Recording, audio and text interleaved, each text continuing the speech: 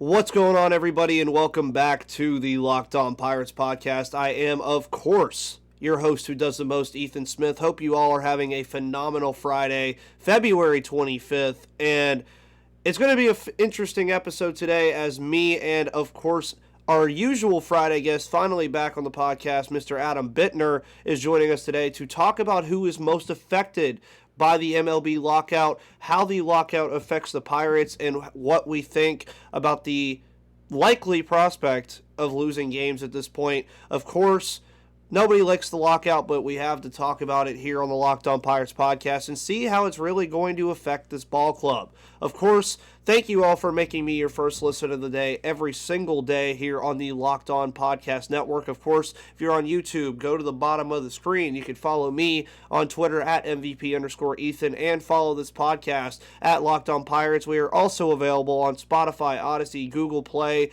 of course, here on YouTube and Stitcher and wherever you get your podcasts. And with all that said, guys, you know when the music hits, it gets real. So let's have a good episode.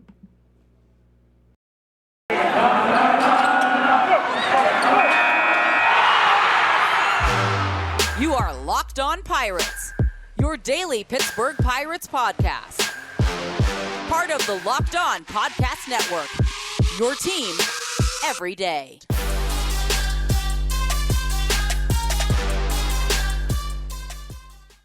And of course, everybody, welcome back to the Locked On Pirates podcast. I have already introduced myself. My name is Ethan Smith, your host who does the most. Of course, to my right, as always on Fridays, is Mr. Adam Bittner. Adam, how are you doing today? Hopefully you didn't watch the Penguins last night, because thankfully I didn't, and I saw the score, and I was like, this doesn't look fun.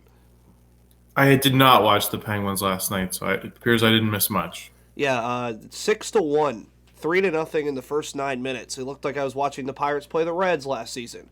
But, of course, we are here to talk about the Pittsburgh Pirates. And as you guys see at the bottom of the screen on YouTube, we're going to be talking about who is the most affected by the lockout. Now, when we're talking about this, Adam, I don't necessarily mean any singular player, any singular group of people, or anything like that, but baseball in general. But before we get into that too, what are your thoughts on how the CBA negotiations have gone, and when do you think that a deal might get done based on what you have read and what you have seen? Yeah, I don't think we're close. Obviously there's been some incremental progress over the past week, but often that is a tactic to avoid impasse, which is a legal term of art in the labor world.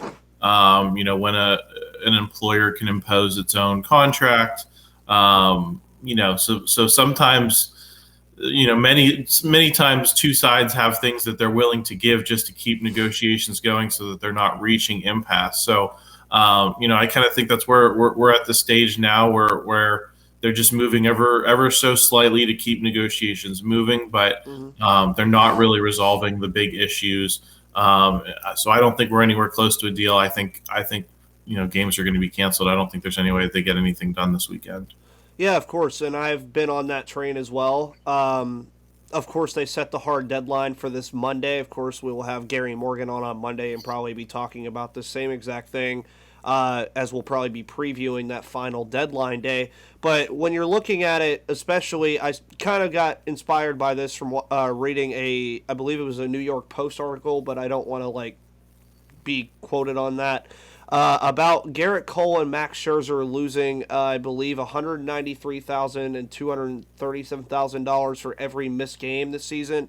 And there was a lot of backlash to seeing that on Twitter, especially from me. Because when you're looking at the lockout, and players will not, of course, be getting paid for these missed games, which is a major issue, you're also talking about the idea that you have to realize that for the Pirates, for example, and I'll pull up this on the screen so you're going to miss me and Adam, this is the top-rated guys in the system or in the Pirates roster right now. So you're looking at what they're going to be losing per game. It might not be that much, but they're already not making that much anyway. So then you have to realize that baseball has so many minimum contract players that will not be getting paid on top of these guys that are also on the 40-man roster, like a Roenzi Contreras and those guys as well, that can't even play in the minors while the lockout is going on because of the fact that they're on the 40-man roster. So, with that said, Adam, is there any other, things that you think that are most affected by the lockout in general? No, I think you hit it right on the head. I mean, that's the nature of labor negotiations. It's why, throughout a lot of American labor, there hasn't been a ton of appetite for strikes in the past, handful of decades because, the strikes hit the people at the bottom the most. And yes, we are talking about Major League Baseball players. They're very well compensated, even on the low end, hundreds of thousands of dollars. That's the nature of their job. But those guys, some of them might never play, more than 2 or 3 years in the big leagues, and that minimum salary really matters a lot. That can, change their career earnings quite a bit. Because this is the trade that they're best at. You want to, if you're a young player, you want to get the most out of MLB that you can. So yes, on a per game basis, is Max Scherzer and some of these guys with massive contracts, are they losing a ton of money for each game missed? Absolutely. But when you think about it in terms of, it may only be 4 or 5 games that those guys miss that may take is someone else's entire salary for the season. That's why these labor negotiations are difficult and why it's hard to press for things like a hike in the luxury tax threshold if you're the players, because does a guy who's making $500,000, $600,000 a year really care whether Steven Strasburg, Max Scherzer, these big name pitchers, that they get $300 million contracts under the next CBA?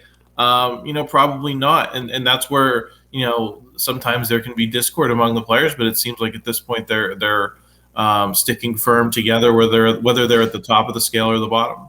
Yeah, of course. And you mentioned that that kind of $600,000 thing, like with minimums.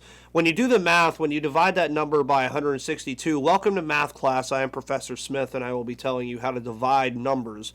162 divided from that $600,000 number is $3,703 per game. Now, that doesn't sound like a lot at all, but when you take into account that number will go up every single game that this player misses, and he makes $600,000 for the whole year, that's a little tough. And then you're also talking about, I believe, that the guys on the 40-man roster like Contreras and Contreras and Cruz and these guys that won't be allowed to play like right now because they're on the 40-man roster, I believe they make less, right? Yeah, they're not making the major league minimum if they're not, on the big league roster. So, it's a difficult place to be for a lot of those guys. And, that's why it'd be interesting to see, if MLB makes concessions on these younger players, major concessions and says, okay, we're going to have a bonus pool that is close to what the players want. We're going to knock a year of arbitration on, it'll be interesting to see if you can maintain that solidarity, because most of the union membership is in the bucket that we're talking about. They're not in the Max Scherzer, excuse me, bucket where they make a ton of money. So can you keep the union together if MLB moves on the guys at the bottom rather than the guys at the top? Oh, yeah, of course. And I think that's a good spot to leave before we get into how the lockout will ultimately affect the Pirates and the Pirates players.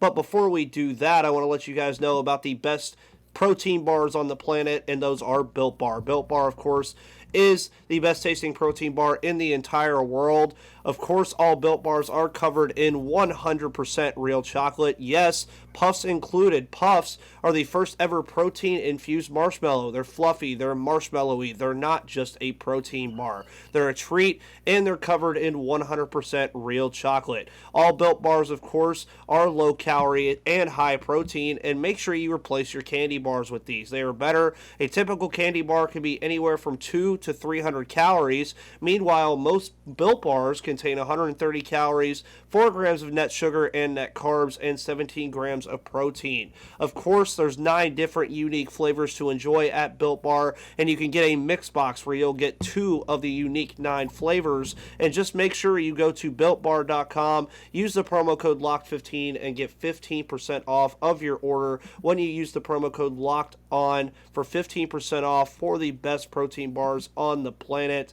And our episode is also brought to you by our wonderful friends at Rock Auto. Rock Auto, of course, is the place that has all the parts your car will ever need. With the ever-increasing numbers of makes and models, it's now impossible for your local chain auto parts store to stock all the parts you need. Why endure often pointless or seemingly intimidating questioning and wait while the person behind the counter orders the parts on their computer, choosing the only brand their warehouse happens to carry? You have computers with access to Rock Auto at home and in your pocket. Rock Auto is a family business serving do-it-yourselfers for over 20 years. Their prices are reliably low, so make sure when you go to rockauto.com you write Locked On in their How Did You Hear About Us box so they know that we sent you.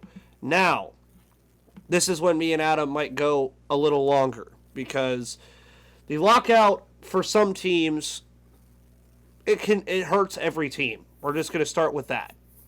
But when you're looking at the Pittsburgh Pirates in a nutshell, a lot of what they're trying to build right now to build a nucleus to be a competitive baseball team is not currently available to them, and the lockout is trying to help that.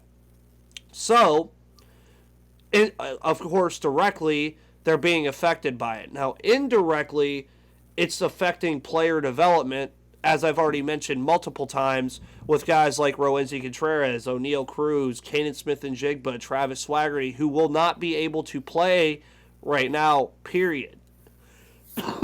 Excuse me.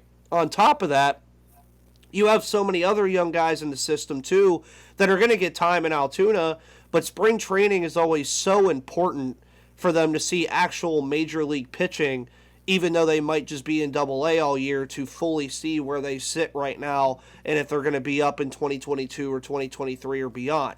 So, what are your thoughts on how the lockout affects the Pirates both directly and indirectly, and what things do you want to see from it that could help them even more in their quest to become competitive again?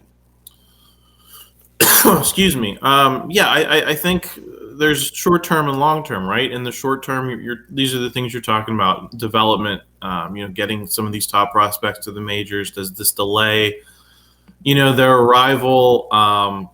Does it delay how well they can, come together and end up on the big league roster? I think we've kind of gotten a preview of that with the 2020 season. It didn't seem to have a massive impact on, these younger guys coming up and making the big league roster. I think, a lot of these guys have been arriving as expected. I think you'd like to have seen them more in the minor leagues, but that doesn't seem to have nearly as big an impact as I think the big picture questions, which are, once these guys start making money, how long are the Pirates going to be able to, suppress their salaries? Are they going to be able to hold on to them for 7 years? Are they going to have to pay them a ton of money out of a bonus pool?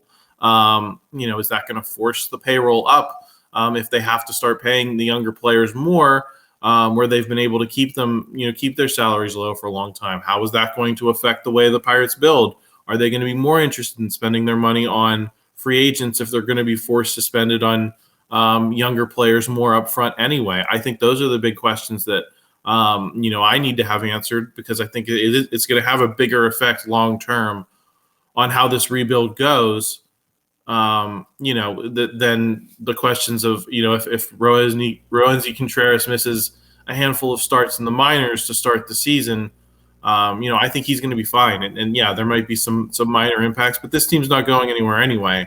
I think that'll all kind of even out. So my big questions are, what are the macroeconomic things they're going to be affecting this team, and how are they going to change how it approaches, this next phase of rebuilding?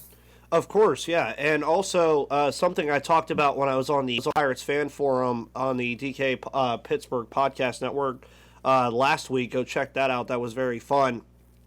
Was the prospect of the all the stuff that we've seen that we are definitely getting, like the expanded playoff and stuff like that.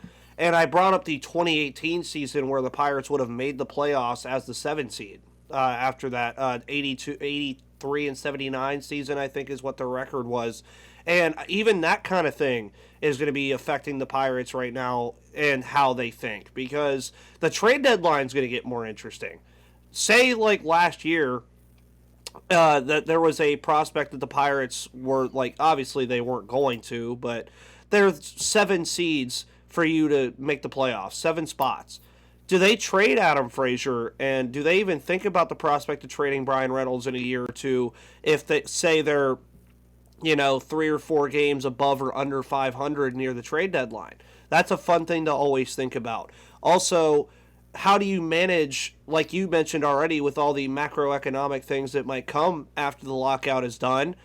If you have to start paying guys more, as you mentioned, what is Ben Cherington going to want to do? Is he going to want to pay his homegrown talent first, or is he going to want to bring in free agents first? Realistically, he's probably going to have to do both, because our payroll right now is very low. So if they kind of start saying, hey, you need to be at a floor of $60 million, I'm going to be honest, there's a lot of guys on the Pirates that would get paid right now if all of a sudden a salary floor of $60 million came up today. Like Brian Reynolds would probably get extended. O'Neal Cruz, shockingly, would probably get extended.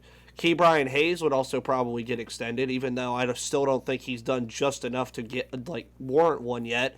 I think David Bednar would probably get one too. So you're talking about just a domino effect of all these guys getting paid more, because at the end of the day, these owners and players are arguing for mainly money.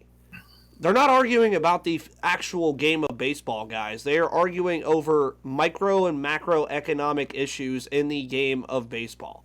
That is literally what they talk about every day. Yeah, I don't know that that would necessarily lead to extensions. I'm not necessarily convinced. Now, great, we would have to see the CBA, but I think there's reason to believe the Pirates might want to stay nimble and start signing guys to 1-year contracts. 1 year, $10 million. You only need 6 of those guys, right, to get to $60 million. If this is the number we're going to work with here. So, if you're the Pirates, I think you want the flexibility to make the move you want to make when you want to make it. So I don't know that those younger guys would get those extensions, especially if the Pirates don't think that they're worth what they're asking for. And I think that's the reason we haven't seen these contracts to this point. Is that the Pirates don't want, the Pirates have a number in mind. It's clear that a lot of these guys are not accepting it. Now, will the lockout change the calculus for either side? We'll have to see. But to this point, I don't think the Pirates have been willing to meet their number, and I don't know that necessarily a salary floor would do that, unless, the Pirates really feel that person can be a long-term cornerstone, and can be worth the contract. So it's there's a lot of factors involved there where I think hypothetically, would you love to see that as a fan? Sure. You want to know that your team's stepping up to keep the homegrown guys, or even the guys from other organizations like Reynolds and Cruz, who are young players that you can start to know and embrace over a long period of time. In theory, that's what you want, absolutely. But in practice, I think it's possible the Pirates would just spend to the minimum with some ham and eggers that can fill out the lineup, especially while they're currently in this maybe late teardown stage of the rebuild. Oh, yeah, of course. And before we continue with this great conversation right now, because I'm actually really enjoying this, today's episode, of course, if you want to bet, which you can't do it, but if you wanted to bet on the day that MLB will start baseball, make sure you use betonline.net. Betonline.net is, of course, where the game starts. Football might be over for this season, but basketball and hockey are in full steam for both pro and college hoops and hockey. From all the latest odds, totals, player performance props to where the next fired coach is going to land, betonline.net is the number one spot for all of your sports betting needs. BetOnline remains the best spot for all of your sports scores, podcasts, and news this season. And it's not just basketball. BetOnline.net is your source for hockey, boxing, and UFC odds, right to the Olympic covers that just wrapped up and information. Head to the website today or use your mobile device to learn more about the trends and action. And of course, BetOnline is where the game starts, and you can use promo code LOCKEDON to receive a 50% welcome bonus. Now back to this though. One of the things you mentioned was talking about the number that would be handed out to these guys, like potentially, like where that like they're not accepting it. Like I believe Brian Reynolds did get a contract extension offer, right? And he did not accept it. This was a while ago. Yeah, I mean, we've seen it kind of indirect reports saying the Pirates want to extend this person, the Pirates want to extend this person. I believe the only outright rejection that I recall is Cabrian Hayes. Yeah. He rejected the contract offer. I think it was last year. So yeah, some of it is cryptically worded in the reporting, but if it's getting to that point that you're hearing about it, that means that there's been conversations going on. Significant conversations, numbers have been traded, and as we've seen, especially with Reynolds, it's been years at this point. And that included times when he was doing well and certainly times when he was not. If you think back to 2020, if you were the Pirates, that was the time to get it done, was at the end of the 2020 season.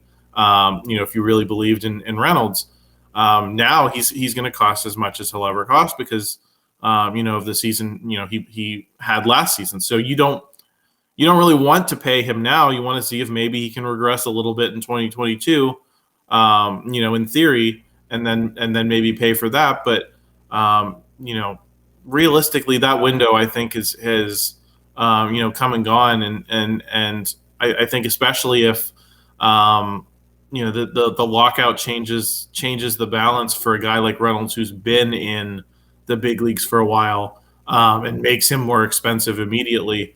That may just ramp up the pressure even further for the Pirates to try to move on from him, and get whatever package or prospects they can while they can. As frustrating as that is to probably hear if you're a Pirates fan. Oh, yeah, and it is frustrating, but as you mentioned already, just depending, and me and Adam can't really tell you that much because we only see what Jesse Rogers and Jeff Passan say about the lockout. There's not really much else to talk about when it comes to whatever is said from the meetings that we hear is what we hear. There's probably things that are said that we do not hear, and we're not a fly on the wall in the meetings in Jupiter right now, so we cannot really make a distinction on anything. But depending on how these economic talks come out and how things change, there's going to be a real change in the Pirates organization either way. Because it's clear that on these sides, they are not coming back to the game of baseball, especially economically, the way it sits right now. That is a definite thing I can tell you guys who are listening right now. They are not going to come back to this game the same way it is micro and macroeconomically. It is not going to happen. The players want the minimum to be raised. They want less arbitration years. That is stuff that I don't think they are going to bite on, and I think the owners are definitely going to have to at least meet them in the middle on. And when you look at that, you've mentioned this before, and this was during the season, a lot of what Ben Cherington is trying to do right now is arbitration, oh God, what was the word he used? Arbitration manipulation. There we go. And if arbitration changes, that changes the whole prospect of how Ben Cherington is rebuilding this team. Because you look at the roster again, as I mentioned before, and I'll pull this graphic up once again, these are the guys that are getting paid right now. Everybody else is ARB eligible or getting the minimum, I believe, or just not under contract.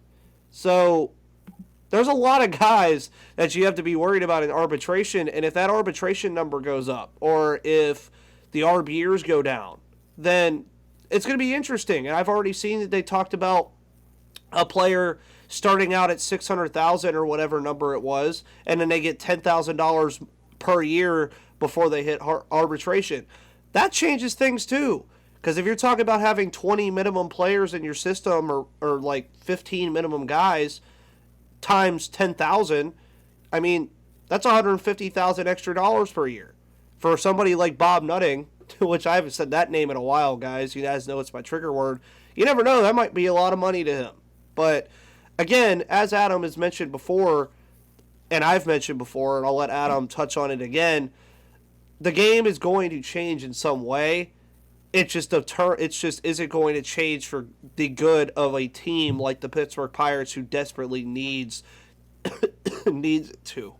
Well, I would disagree with that. I think just because the Pirates have to spend more money does not mean that it's bad for the Pirates. Because the Pirates have the money. That's part of what this is about from the players' perspective is the tanking, the not spending for years. That depresses salaries league wide when there are 4, 5, 6, 7 teams that are not competing, that are not attempting to sign players, that are not in the marketplace. That's a problem if you're a player. And that is what this is about, is that there are teams like the Pirates who do this type of thing. If they're the Pirates, they do it a lot more often than some other teams, like, say the Cubs. The Cubs went through a tanking phase, but then they ramped the payroll up to where the Chicago Cubs should be. The Pirates have never really done that. And so it's only bad for the Pirates insofar as it's bad for Bob Nutting. But I think there can be a level on which the Pirates are forced to pay players more, but that forces them to be more competitive. So if you're a fan and you're not Bob Nutting, I think there's an outcome here where the Pirates a minimum level on a year in, year out basis, or their incentive to take us on this 5+ year odyssey of rebuilding, that incentive structure may be forced to change. Now, how much is that going to make Bob Nutting a good owner? Probably not. But I would just encourage people to not necessarily think about what's best for Bob Nutting. Think about what's best for you, the fan. It's probably for him to spend more money. And if the players can force him to do so, there's probably a way that this team can be, if not more competitive, because there's still going to be, 30 teams, at least being forced to be in that marketplace. Yep. If there's a salary floor, you have to spend money on some guys.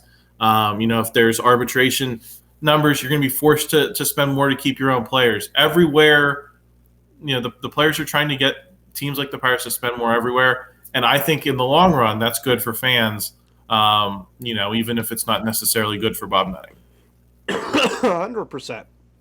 And also, to back your point, Jeff Passan must have been listening to this podcast about talking about owners or like how people think owners don't have money and stuff like that, which they do.